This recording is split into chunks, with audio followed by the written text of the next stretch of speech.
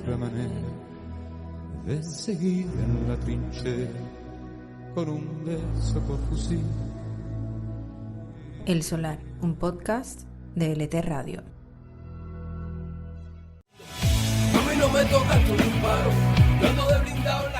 Yo soy Miguel Alejandro Hayes y te invito al Solar. Este es un podcast para hablar de Metatranca.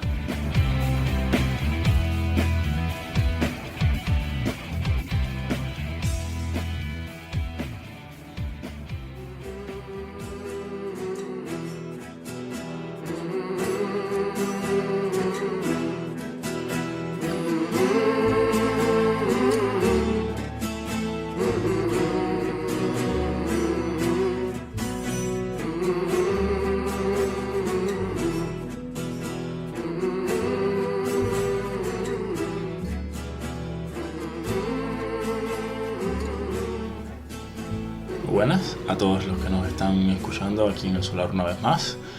Soy Ernesto y hace tiempo que no venía por acá por el Solar, no hablaba con ustedes. Espero que me hayan extrañado, yo sí los extraño a ustedes. Y bueno, los pongo en contexto. Primera pregunta del día: ¿dónde está Miguel? No lo sé, estará por ahí teniendo una vida, supongo. El caso es que hace un tiempo el mismo Miguel me había comentado sobre la necesidad de darle visibilidad a algunos temas, quizás crear una especie de observatorio científico, muy entre comillas, siempre uso esta palabra muy entre comillas, concretamente sobre el tema agrícola. El tema agrícola a mí como jurista es una vertiente que me gusta, que me apasiona, no como rama de derecho que quiere ejercer, pero sí por la importancia que tiene y porque bueno, realmente me enerva bastante el cuadro nacional que veo en cuanto al sector agropecuario. Entonces él me animó a que empezara a investigar el tema, que escribiera al respecto. Ya he hecho un par de artículos sobre el tema y el primero de ellos realmente no versaba sobre Cuba, sino sobre la génesis del mal. Tienes el gran imperio soviético es al cual nosotros miramos para elegir lo que hoy es nuestro modelo agrícola.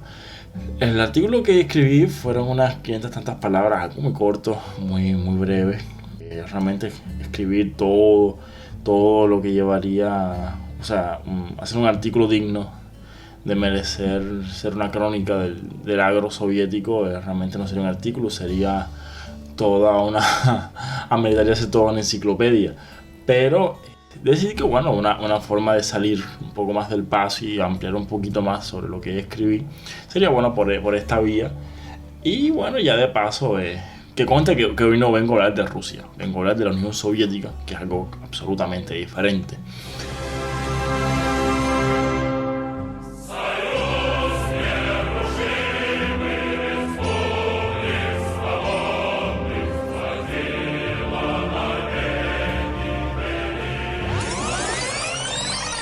Entonces, si realmente quieren saber en el estado en que se encontraba el campo socialista, no solamente la URSS, hacia la década de los 70, ya con Brezhnev en el poder, desde una visión bastante moderada,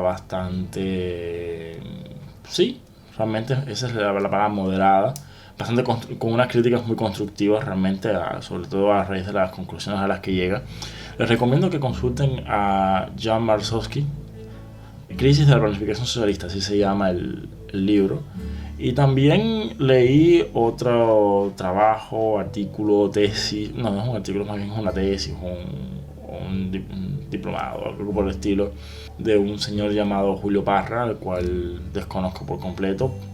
Él sí tiene una visión mucho más, digamos, oficialista, por así decirlo, del fenómeno soviético, del campo socialista, pero no por ello deja de tener aportes valiosos, sobre todo en cuanto a las estadísticas que cita, en cuanto a tener una visión más, nunca está de más, valga la redundancia, y tiene la ventaja en comparación con el autor anterior de que bueno, su obra sí se ve desde la panorámica, desde de la ya caída, ya extinta Unión Soviética. O sea, él escribe este ensayo o esta tesis, o lo que sea, alrededor del 2012, o sea, ya estaba la crisis económica del 2008.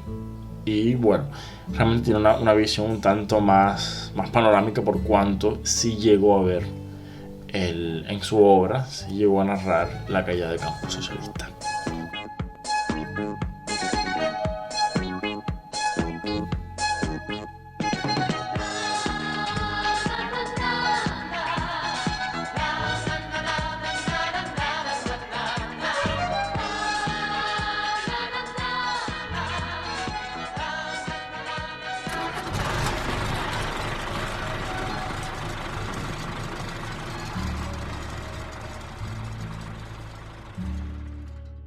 La agricultura siempre ha sido un fenómeno que no voy a decir obcecado, pero que sí ha estado entre las primeras o de las principales focos de atención de esta izquierda o de este sector bolchevique de la política rusa, ¿no? Los bolcheviques concebían al campesinado como un aliado del obrero en la lucha de clases. Independientemente de cualquier disquisición filosófica al respecto en cuanto al mejor mecanismo para construir el socialismo, lo cierto es que tenían que hacerlo. La Rusia zarista era un país extremadamente atrasado, un país, ojo, sus índices de crecimiento económico eran de los más altos del mundo en la época. Hacia 1914 Rusia era la quinta economía del mundo y estaba a pocos pasos por detrás de Francia. O sea, lo digo para desmitificar algunas clichés que se tienen al respecto sobre el atraso ruso.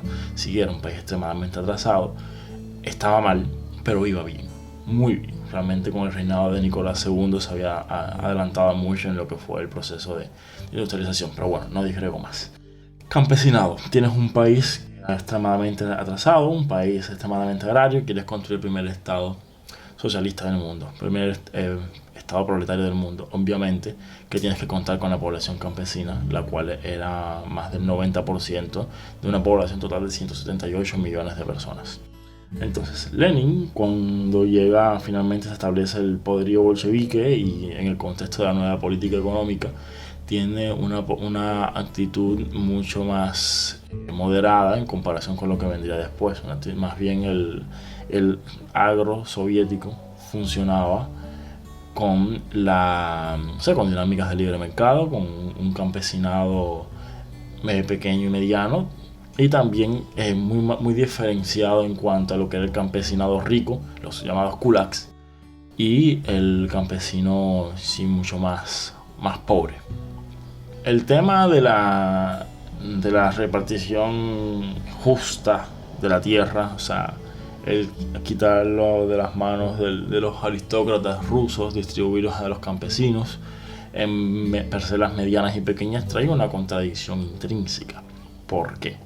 Si bien es cierto que esta medida tenía un contenido de justicia social innegable, que era un requisito indispensable para que esta gran masa campesina le diese su apoyo al bando soviético y a los bolcheviques y el modelo que ellos inicialmente planteaban, y que por supuesto no apoyaran bajo ningún concepto el retorno de las fuerzas zaristas, o que eran, de un modo u otro eran leales al espurio gobierno provisional del llamado burgués.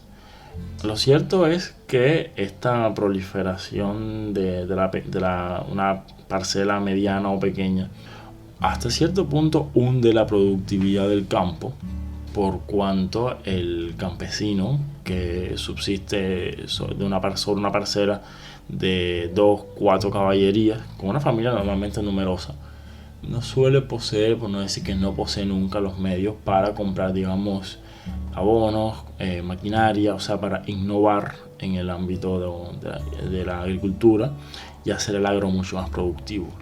Al contrario, una vez que el campesinado accede a la tierra, es normal que el autoconsumo de la familia campesina, de esta familia que vive en esta parcela pequeña de 2, 4 o 6 caballerías, qué sé yo, aumente. Por ende, si aumenta el consumo del campo, necesariamente ello implica, en unos contextos de una productividad tan baja, Recuerden que la Unión Soviética, o sea, al inicio, aun cuando Stalin llegó al poder, Rusia o la Unión Soviética aún dependía del arado de madera.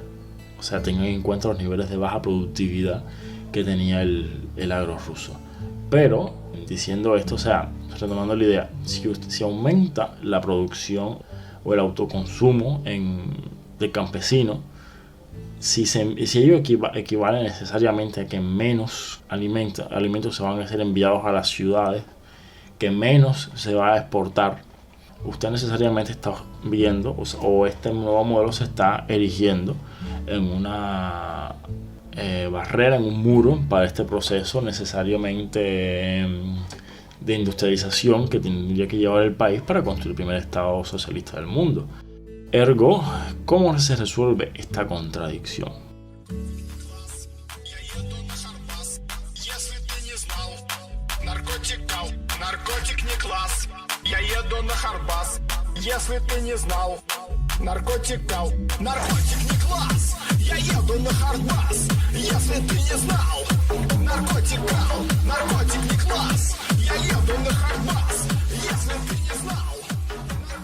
Stalin la resolvió, y de la peor manera. Cuando finalmente se estableció José Stalin con el poder después de la muerte de Lenin, y ya hacia 1928 mandaba al diablo a la NEP, o quizás desde un poco antes, Stalin implantaba el modelo de colectivización forzosa. La colectivización fue un auténtico desastre.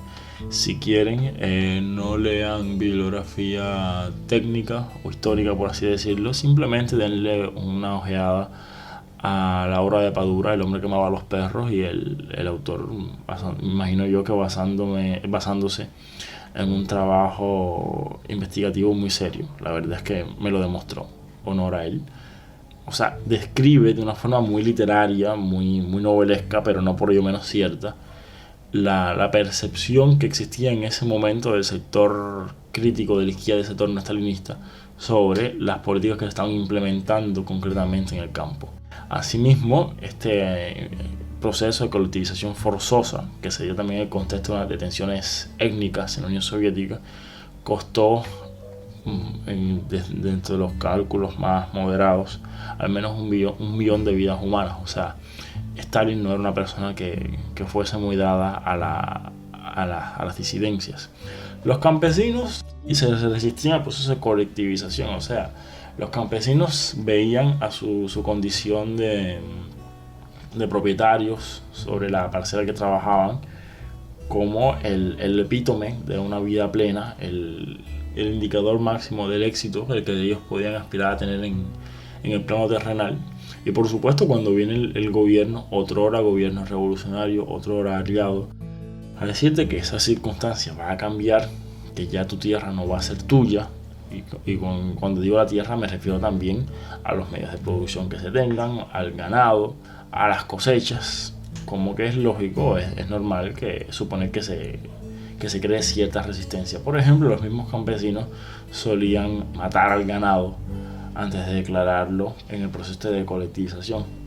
En ese proceso se destruyó alrededor de 1/3 de la cabaña ganadera soviética.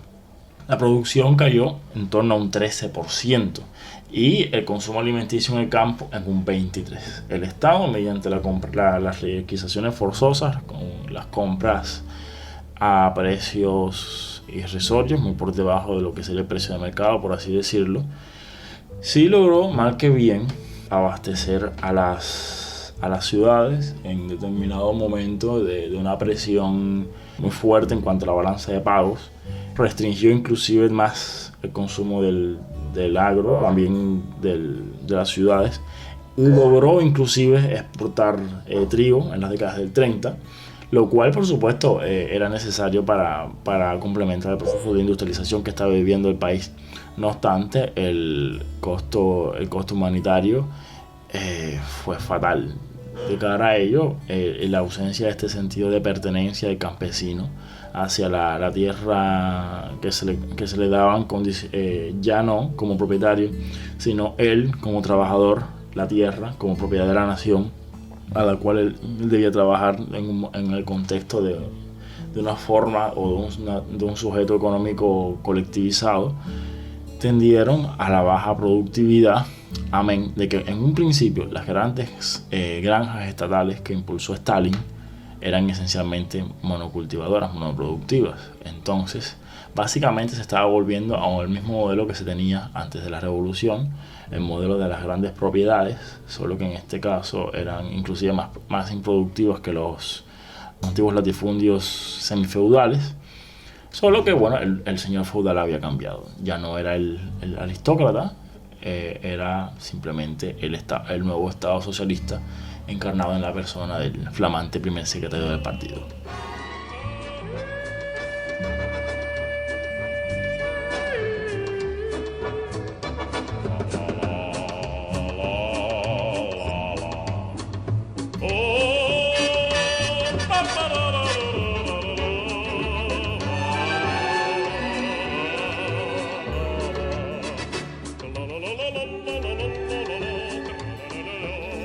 Hacia 1934 la situación era ya tan candente que el propio Stalin tuvo que ceder.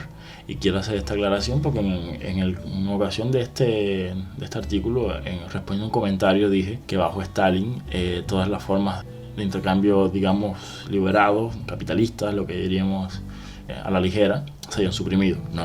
Estuve revisando estos datos, sino, por ejemplo, a partir de 1934, Stalin permite que proliferen pequeños lotes particulares, las llamadas haciendas auxiliares de producción. Hacia el 34, hacia el 34 los índices ya, a raíz de estas medidas, de esta cierta flexibilización, se empiezan a recuperar los índices de productividad, de producción global, y hacia 1939, ya el año en que inicia la Segunda Guerra Mundial, bueno, Rusia no entraría la Unión Soviética no entraría sino hasta 2 años después. Hacia 1939 lograron sobrepasar ligeramente los índices de producción global a los que la Rusia imperial había arribado en 1913. Entonces, ¿cómo se va a concebir, cómo se va a vertebrar el modelo agrícola soviético? Que de hecho con sus enmiendas, con sus modificaciones, a pesar del voluntarismo de Nikita Khrushchev, que sucedió a Stalin una vez que murió, y previa, por supuesto, las peleas palaciegas. A pesar del voluntarismo de Khrushchev o inclusive de la prueba perestroika, el modelo se mantuvo bastante similar. Estaban los sovjozes, que no eran más que empresas estatales socialistas de todo el pueblo dedicadas a la agricultura. Estaban los koljoses, que eran asociaciones de campesinos libres, lo que aquí llamaríamos las cooperativas agropecuarias, pero que por supuesto estaban fuertemente intervenidas por la administración estatal y el propio partido, el Partido Comunista de la Unión Soviética. De hecho, tal era la injerencia del Partido Comunista que era extremadamente difícil que el presidente de los koljoses, de estas cooperativas, fuese tal sin tener el aval del partido. O sea, básicamente, si usted quería ser presidente de un koljós, no importa cuán eficiente usted sea, si no tenía el aval del partido, usted no iba a acceder al cargo.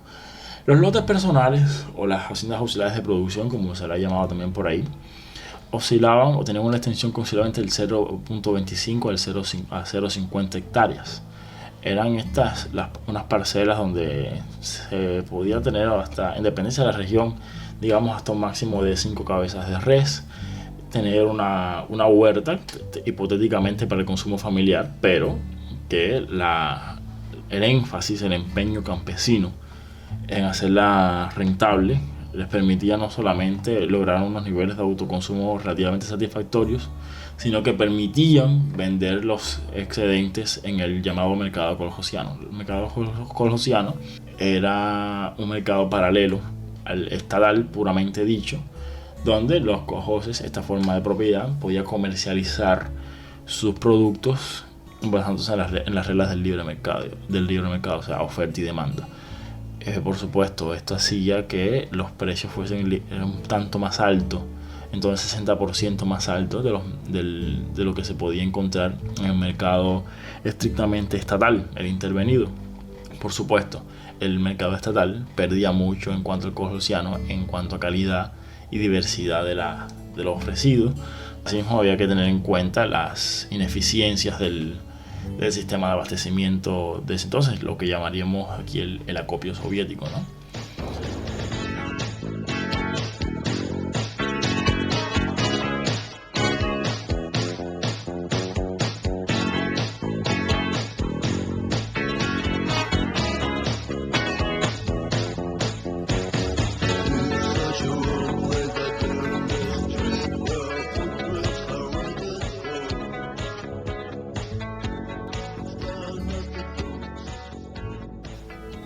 Hasta 1955 el Estado soviético va a intentar planificar de forma centralizada el proceso de siembras. Eso fue un absoluto desastre. Las cosechas fueron sin más que perfectibles, por así decirlo. Nikita Khrushchev entra de forma intempestuosa en el ámbito, bueno, no solamente en el de la agricultura, pero desde el ámbito que nos interesa, impulsó la colonización de tierras vírgenes en Siberia y Kazajstán. Renunció definitivamente a planificar de forma centralizada el proceso de siembra, que gran avance. Igualmente intenta, digamos, flexibilizar un poco más en comparación con Stalin el ámbito agrícola. Quizás el gran aporte innegable para Khrushchev que tuvo como líder fue que despenalizó el consumo. El consumo era algo concebido hasta entonces como un germen del capitalismo, una semilla del pecado original, y por supuesto hablar de consumo en la Unión Soviética era herejía. El Papa o el patriarca Khrushchev purificó el término consumo y lo hizo políticamente correcto. Los errores de Nikita Khrushchev no solamente en el ámbito agrícola, por ejemplo, contrario a lo que muchos agrónomos, muchos técnicos del sector le habían recomendado, retiró las políticas de rotación de cultivos, sobre todo en las tierras del norte del país, y colonizó o mandó a colonizar tierras que no estaban preparadas para la labor, para la explotación agrícola, concretamente Siberia y Kazajstán. De hecho, hasta el sol de hoy, esas zonas tienen marcadas cicatrices, por así decirlo, de deforestación y degradación de los suelos justamente por una explotación inadecuada. Sea como sea, con sus altos y sus bajos, tenemos un año 1958 como referente en el que se toma como punto de referencia, ¿sí? Vamos a decirlo así, a partir del cual, si bien es cierto que se observa una tendencia generalizada al alza de las producciones globales de la agricultura, lo cierto es que el agro soviético jamás fue capaz de satisfacer plenamente las necesidades de una población que volvía a crecer después de la debacle demográfica de la Segunda Guerra Mundial. Una población que, por supuesto, si usted promueve un proceso de industrialización intensiva, necesariamente usted tiene que promover, o tiene como efecto secundario una mayor urbanización de la población, o sea, gente que va a necesitar del campo. Ergo, va a aumentar la demanda de alimentos, un agro absolutamente improductivo.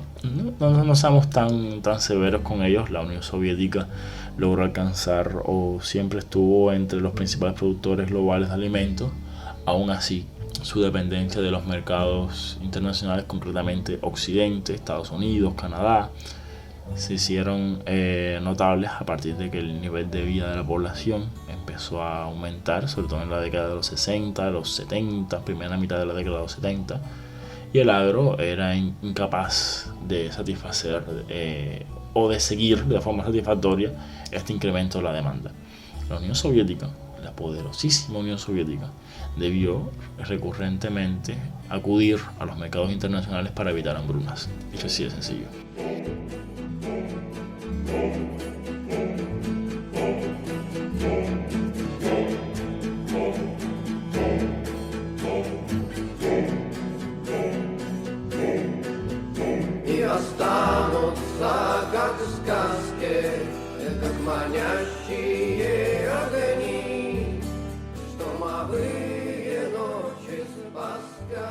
Las dinámicas de la política interna de la Unión Soviética errores que cometió en la propia agricultura, la aparente derrota de la Unión Soviética en la crisis de octubre de 1962, hace que en el 64, golpe palaciego mediante, un nuevo zar llegue al poder, Leonidas Brezhnev, quien ha sido famoso por ser o tristemente célebre por ser el protagonista de los años del estancamiento, de los años en que ya las muestras de agotamiento de este modelo de crecimiento económico se hacían más y más evidentes, y simplemente la gran dirección soviética miraba hacia otro lado.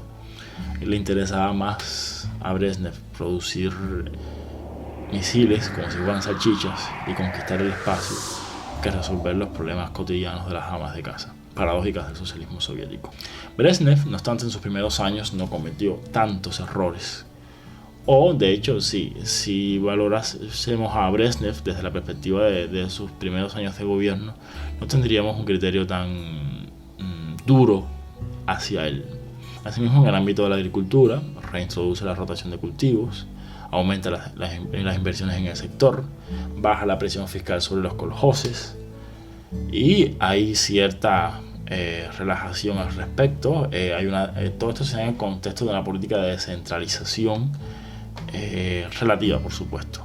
La Unión Soviética fue, hasta el día de su disolución, uno de los estados más centralizados del mundo, ya sea desde la jerarquía o desde la verticalidad estatal o la verticalidad del partido. O sea, algo un tanto difícil de explicar ahora, pero aún así dentro de estos años de la época de Brezhnev se da cierta, si no transferencia de competencias, al menos sí una concurrencia de competencias entre el gobierno federal encarnado en el Kremlin de Moscú y los gobiernos de las distintas repúblicas del país. En la década del 70, o sea, ya sobre todo en la segunda mitad de la década del 70, la Unión Soviética empieza a desacelerarse económicamente, aunque hay que decir que los problemas económicos no eran exclusivos de la Unión Soviética. El mundo occidente también estaba atravesando una etapa nada agradable, sobre todo a raíz del alza de los precios del petróleo después de la guerra de Yom Kippur en 1973. También como resultado del agotamiento del modelo de crecimiento de desarrollo keynesiano. O sea, Margaret Thatcher y Ronald Reagan fueron las respuestas a este modelo de agotamiento que, mal o bien, si logramos revertir o solucionar la mayoría de los problemas que este genera. La respuesta de la Unión Soviética a sus problemas económicos desde el punto de vista político fue Gorbachev, que no solamente llegó tarde, sino que realmente, viéndolo desde una perspectiva histórica, no tomó las medidas adecuadas y la situación se le fue de las manos. Es cierto que él difícilmente tiene muy pocos precedentes sobre los que guiarse. No existía un manual de cómo llevar manual para qué. Gorbachev realmente no sabía lo que quería. Él inició queriendo reformar el socialismo, mejorarlo. Quizás sobre la marcha se dio cuenta que el sistema era irreformable, al menos tal como lo estaba llevando él, y simplemente abrazó abiertamente los eslóganes del discurso liberal. Sea como sea, en esta segunda mitad de la década del 70 la Unión Soviética se consolida siendo la segunda potencia económica del mundo, una de las principales potencias industriales, sino la principal desde el punto de vista industrial, de industria pesada sobre todo. La URSS se consolida como un exportador neto de materias primas. Se ve obligada a tomar préstamos a los organismos internacionales para cubrir un déficit constante. Y se le ve teniendo, en los términos de intercambio, teniendo unos estándares propios de los países tercermundistas. O sea, exporta materias primas, productos de un valor agregado extremadamente bajo, a cambio de manufacturas de un valor agregado extremadamente alto. O sea, siendo, repito, la segunda potencia industrial del mundo, lo cual la hacía vulnerable a los cambios en el ciclo económico de la economía global. O sea, cuando el petróleo estaba alto, la Unión Soviética le iba bien. Cuando a lo largo de la década de los 80 el barril de petróleo se colocó a $10, que es algo bajo, sobre todo inclusive para la época, el precio del oro retrocedió hasta un tercio. Y que consta que la Unión Soviética era el segundo productor de oro del mundo, solamente superado por Sudáfrica. Por supuesto que la economía reventó y las incidencias en el agro no se hicieron notar.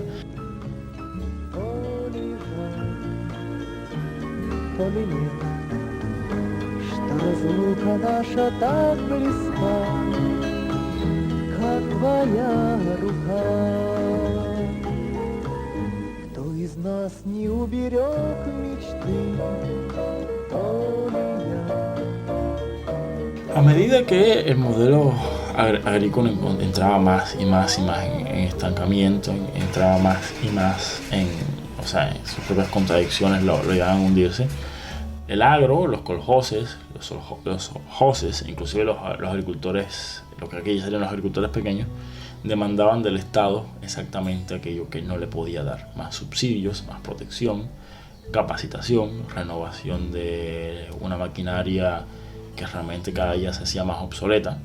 ¿Y qué pasó con ese agro? Bueno, en el contexto de las perestroika y de la posterior ola de privatizaciones salvajes que vivió la Rusia de Yeltsin, ese agro fue desmantelado. O sea, este modelo de grandes cooperativas y de empresas estatales y de pequeños lotes campesinos fueron simplemente subastados, fueron vendidos a los mejores postores, o sea, aquellas personas que tenían dinero para comprar las tierras en cuestión. De hecho, no sé exactamente cuál será la cantidad promedio de la propiedad agrícola en la Rusia de hoy, pero tengo la corazonada, es eso, una corazonada de que realmente el latifundio volvió al campo ruso, justamente. ¿Y quiénes eran estas personas que tenían la capacidad de comprar estos lotes de tierra? Eran los inversionistas extranjeros, eran los campesinos que habían ahorrado de su trabajo durante los 70 años de socialismo. No, por lo general eran los antiguos secretarios y cuadros del partido comunista devenidos en los oligarcas del nuevo sistema del capitalismo. Ergo, tienes un agro caído de lo sublime a lo ridículo, desde unas relaciones semifeudales de producción bajo la Rusia zarista a un modelo estatista, no sé si decir estatista o simplemente stalinista, creo que eso lo define mejor, desde un poco más rígido hasta más flexible, pero siempre marcado por la improductividad, hasta una agricultura que realmente en la época federal, a pesar de las mieles, esto muy entre comillas, las mieles de la economía de libre mercado, no fue capaz de recuperarse plenamente de la crisis de los 90. De hecho, paradójicamente, de los sectores más beneficiados por la imposición de sanciones económicas, financieras y comerciales de Occidente hacia Rusia son justamente el mercado agrícola, el sector agrícola, porque como contramedida o respuesta de Rusia a Occidente por las sanciones que se le aplicaron en el contexto de la, incorporación de la península de Crimea a la Federación Rusa, Rusia prohibió la importación de toda una serie de productos desde Europa, esencialmente productos agrícolas, alimenticios, quesos, lácteos, demás, ante lo cual el consumidor ruso no tuvo más remedio que girarse hacia el productor local. En una ocasión veía un video de un ruso que, atónito, no se preguntaba por qué, si Rusia, teniendo las condiciones climatológicas que tiene, importaba manzanas de Israel. Israel, que es un país ubicado en el Medio Oriente, como todos sabemos, con unos suelos comparativamente mucho más áridos, con un clima mucho más hostil hacia una fruta que es esencialmente de invierno. ¿Cómo es posible que Rusia tuviese que importar manzanas desde Israel? O sea, y este cuadro nuevo que se presentaba desde 2014 a la fecha, a raíz de este proteccionismo que Moscú, que Kremlin sin quererlo, se ha visto obligado a implantar, ha dado un nuevo impulso a este sector que se encontraba para nada, o sea, que se encontraba lejos de estar a la plenitud de sus potencialidades, y ha logrado, bueno, revertir esta situación. De hecho, hoy por hoy Rusia es uno de los principales exportadores de trigo del mundo, está rivalizando con Francia, sobre todo en el mercado africano, concretamente el Mediterráneo, donde el único país productor de trigo que ha logrado mantenerse frente a la presión de los productores rusos ha sido justamente Francia. En otros muchos mercados, y Estados Unidos inclusive, el trigo ruso se ha impuesto dado su calidad y sus precios relativamente bajos.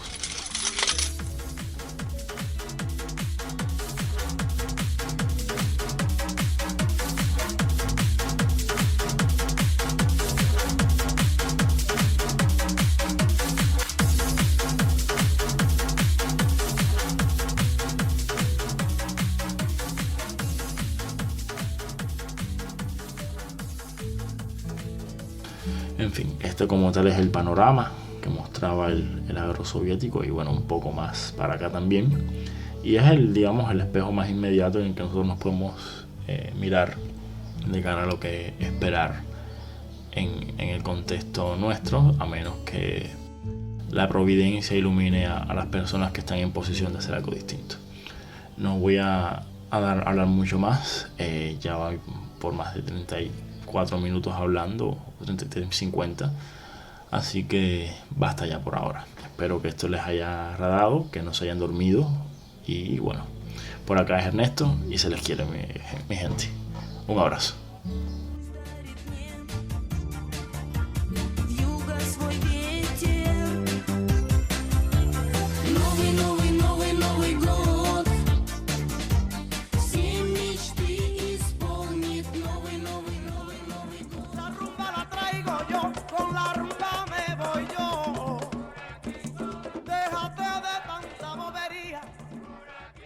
Si tú me debes, tú me pagas. El que me debe, que me pague. La rumba la traigo yo.